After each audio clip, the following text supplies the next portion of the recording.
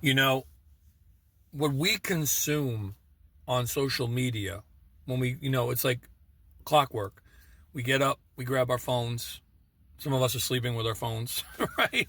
Grab them, start scrolling through.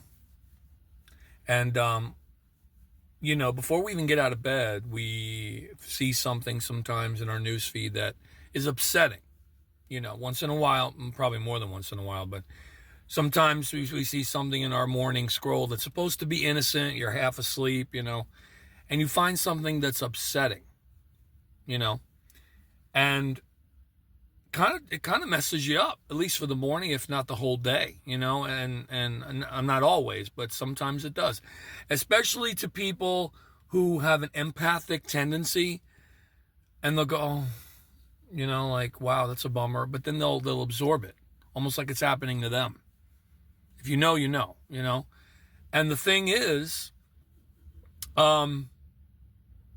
got to be careful about that. And the funny part is, not funny, but this goes beyond political posts. I mean, that's another animal for another day. That's another. Yeah, that could be upsetting too, because it's just overkill. But I'm talking about like tragic stories. There's a lot of. You ever have those friends? Maybe you're one of them. I hate to say it, but maybe you are. Have you ever had one of those friends, or do you have one of those friends who will post bad story, tragic story, news story, one after the other? Somebody dies of this tragic event. Somebody is ill with this illness, with this disease. Whatever. Tragedy upon, they love to post, and I don't want to say love like they're consciously doing it, but they post tragic stories all the time. And I don't know if it's a subconscious thing where it's about the shock and awe. It's about the attention, maybe. I don't even think they realize they're doing it. But, maybe they want to get a reaction from their friends. And, the funny thing is the people who post these are really good people.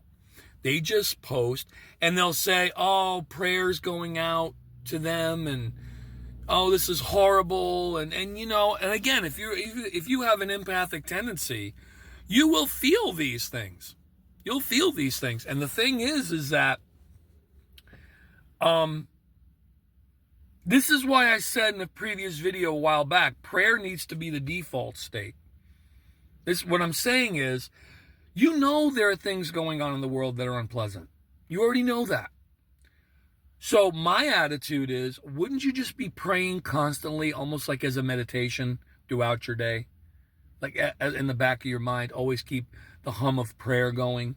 Instead of looking at every single story of every single tragedy or whatever and be like, oh man, we got to pray. Oh man, we got to pray. Oh man, we got to pray. Because while the intentions may be good, you're kind of like poisoning yourself. You're poisoning yourself without realizing it, And, there comes that feeling of, oh, thank God it's not me. And, oh, whoa. But you know what? It still does you no good. Unless it's something that's truly, something that you need to know about, like for real. Like something you personally, your family, someone that's close in your town, whatever. Most of the news we read is not even worth it. None of it. None of it is worth it. A very small percentage of news is really worth knowing. The weather, of course, I like my sports, but a lot of news is not worth consuming because it builds on fear, it builds on angst, it builds on depression. And again, if you have an empathic tendency, you're going to feel these things deeper than somebody else. You are. And you're almost going to experience it like it's you. It's that it's happening to, right? Or somebody you know. And it's very toxic. And we talk about how we need to, I think it was Rich Lopp, I don't know if you know who Rich Lopp is, but he talks about, adjusting your algorithm so that you only see the things you want to experience in life. You can't control everything, of course, but try to clean up your algorithm as much as possible, whether it's on YouTube or, your Facebook, whatever. Only the pleasant things or the things that you resonate with. Of course, and this is where I say, if something is really that important, you're going to find out. Even if you don't watch the news, it's going to find its way to you. if it's that important. But my attitude is, why make yourself vulnerable to any piece of bad news? So here's my thing. Even though the people who are posting these things, they may be relatives, they may be close friends, they may be your spouse or partner or whatever. Here's the thing. They're going to keep doing what they're doing. I'm not a fan of unfriending people. I'll tell you that right now. It would take a lot for me to unfriend people. I would never do that. But you could certainly unfollow them. You could certainly unfollow, because if all they're doing is posting this kind of stuff, you don't need to see that in your day. You don't need to absorb it. Remember what I said? There's that old meme, or there's a meme that's coming out now that says, I'm having a hard time deciding whether I want to be well-informed or I want to be sane. Because the more informed you are sometimes, the less sane you become. Especially with all the stuff that's going on now. Because we're in that shift right now. So here's the deal.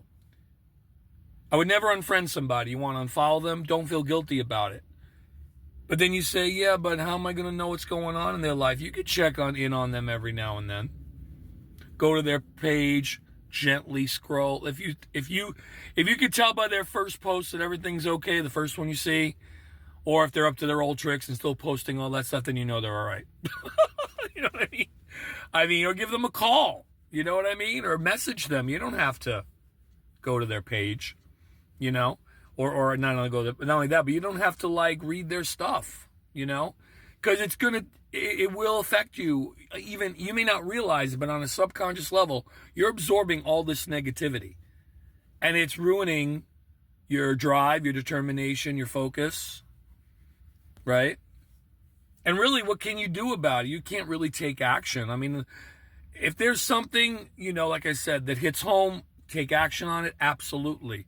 Or if there's something that's happening even nationwide or worldwide that's big enough to know and you want to help, by all means, help. But to absorb it every single day, And a lot of times it's things you couldn't even do anything about anyway. It's just I would like to think on a conscious level when they post these things, they mean well. But honestly, it's not something you need to be seeing. Unless you enjoy that stuff. I mean, I don't know why, but I mean, life is dramatic enough. You know what I mean? So, just something to take into consideration. You never unfriend. That's silly. Blocking, that's if something's really bad. That's another story. That's not what I'm talking about. But unfollowing for your own sanity, or just not going on Facebook, at all. Whatever. But if you feel you need to go on Facebook to keep up with people and to keep in touch and whatever, that's fine, or you enjoy it.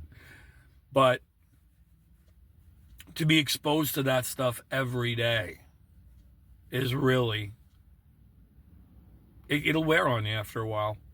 And then it'll warp your view of the world, if it's not already warped. Because as much bad stuff is happening, quote unquote bad stuff that's happening in the world, there's a lot of beautiful things happening in the world. And I don't want to sound like a Pollyanna, but it's the truth. Like Louis Armstrong said, what a wonderful world. It is a wonderful world if you choose to focus on the right things. Now, again, I'm not saying that these crazy things aren't going to exist. They will. But as far as taking it in and having it in your energy field, it's not good. It's not good. So, just a thought I had. But not only with algorithms, but with your personal, relationships. You got to look out for that. All right, have a good one.